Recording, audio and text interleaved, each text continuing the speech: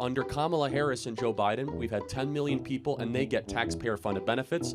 They get luxury hotel rooms. They get flights into the interior of the country. And so on those three issues, home ownership, the border, and war, Donald Trump doesn't just say he did. And I would just ask you, you don't have to answer right now, because I know it's hard to get in front of an audience of people like this. Can you show me that anything Kamala has done that shows she's better at Trump than what Trump did on those three things? No. Charlie Kirk totally decimated an ignorant Kamala Harris voter. This Woketard right here thought he could own Charlie Kirk with his arguments. But this is Charlie Kirk we're talking about here. And even Rob Schneider does some owning of his own in this clip. Let's all watch together. Okay. I don't know. But my question is, when you go to these like events, like major Republican, conservative, is it like now, do you face some bias when you're speaking, or do you believe some of the stuff that you're actually saying? Because I know you have like good quotes and stuff, but I just feel like when you're like in a sea full of like MAGA hats and stuff, is it not like hard to like speak against that, or do you like actually believe everything that you're saying in a way? Yes, I do believe everything I'm saying. Yeah, I think that's a bad faith question.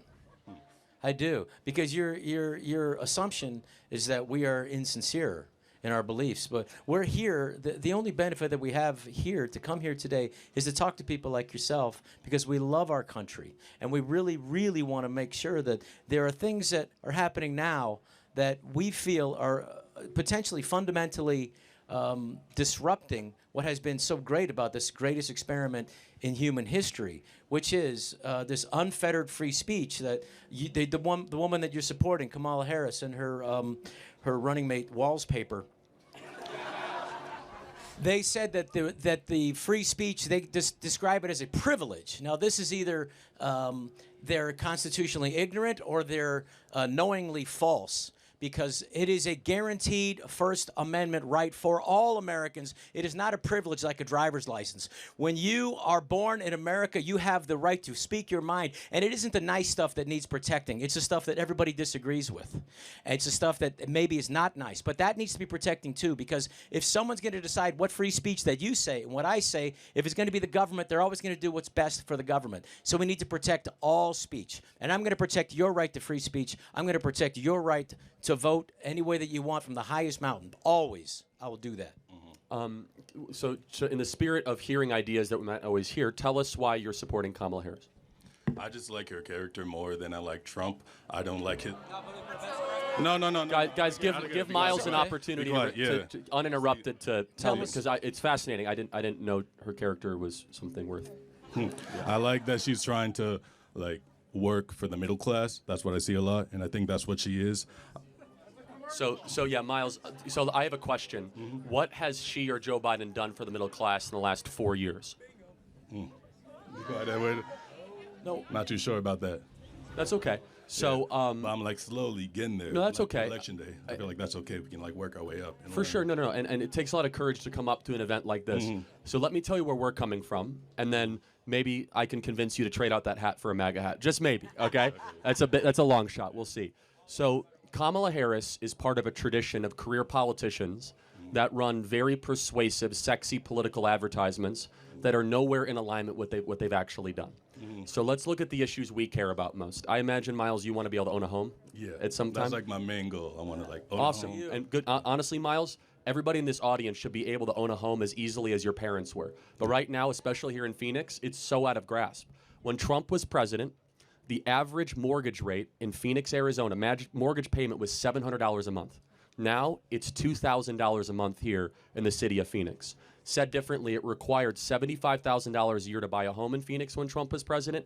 Now it's $135,000 a year to buy a home. You might say, well, Charlie, how is that Biden and Kamala Harris's fault? They decided to spend $6 to $7 trillion of unnecessary government spending right out of the gate that increased asset prices. Additionally, they allowed 10 million people into the country that we didn't account for.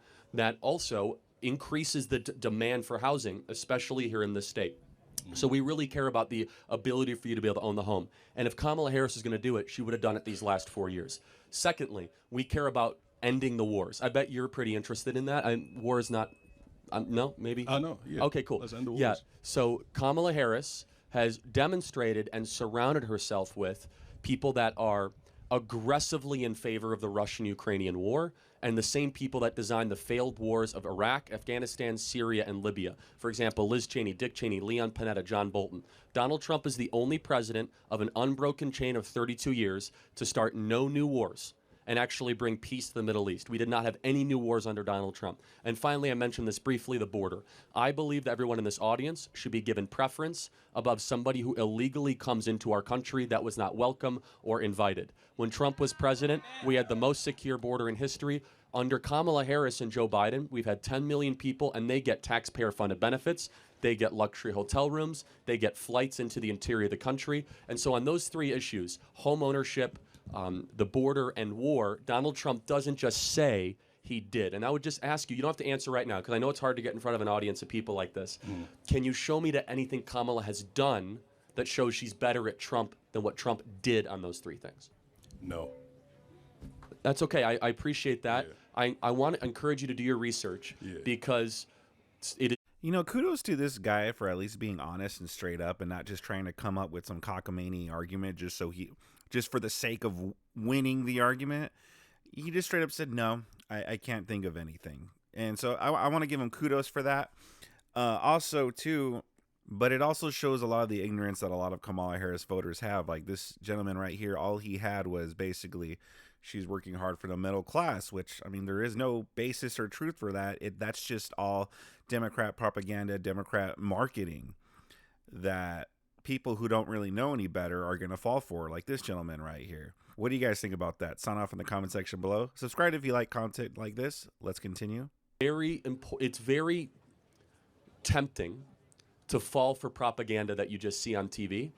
I bet a lot of people here in the audience can give you something to think about and something to consider, because Kamala Harris, she does not care for you. She cares about her own political career. Trump is different. Last thing I'll say is this. The guy's been shot multiple times, facing 700 years in prison. They took all of his money from him, his business empire, and he keeps on fighting. There's something about him where he cares deeply about the well-being of your life and your livelihood to put our country first. So, Rob, do you want to add something to that? I just want to say something that's really important. What's happened under this administration, the Biden-Harris administration, and this affects all of you. They've secretly, not so secretly, put in the selective service back in, and I do not want any of you fighting on foreign soil, any of you fighting on any wars. Any of you. I don't want it. And as far as democracy, they say they're saving democracy. Well, let me just go over this, because Bernie Sanders technically had won in 2016 the Democratic nomination for president, but they didn't give it to him. They used these super delegates to dump him and put in who they wanted undemocratically in the primary in 2016. In 2020, again, Biden lost the first two primaries, and they just made everybody else drop out.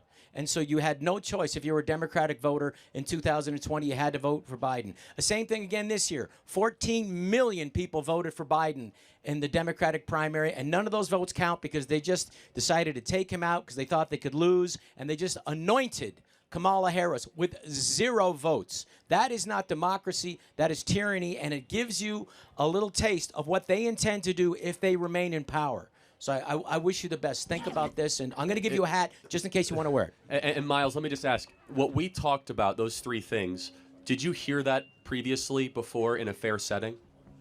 No, I did not hear it in fair setting as before, but it's good to be on one-on-one and just like have a conversation about that. Cool. Well, Miles, I want to thank you for coming up. Please. Hey,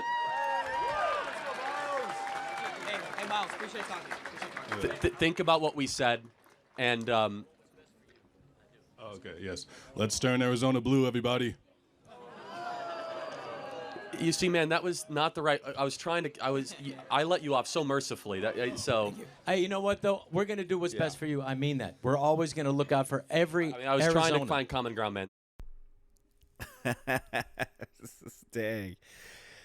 So, you know, I don't know if that was all an act or whatever. This dude right here, you know, admitted he had own arguments, but still dropped the vote blue. So I don't know what that was out of. I don't know if he's still brainwashed. You know, it takes a lot of undoing to undo a lot of the brainwashing that has happened. I mean, this brainwashing was everywhere in our media for like the last however many years. So one talk with Charlie Kirk and Rob Schneider here isn't going to, it's not automatically going to change minds. It's going to take a lot of work. And that's why it's good that people like Charlie Kirk and others in this space do these type of thing. And Rob Schneider made a good point at the end about the whole, how the Democrats are always throwing around that word democracy, but they have no idea what it means. When they say it, they obviously mean something different. It basically, democracy, obviously what they're talking about is their way of life, the little racket they got going on in government. It's not about actual democracy because, like Rob Schneider said, they pretty much anointed Kamala Harris with no votes. They made Bernie Sanders drop out. And then I believe, like in 2020 when Tulsi Gabbard was a threat, they pretty much like sacked her chances too. Because it's all about who they want. It's not about what the people want. It's about them staying in power, and by them, I mean the Democrats. If you want to see Charlie Kirk owning more libtards, I got a whole playlist for you right here.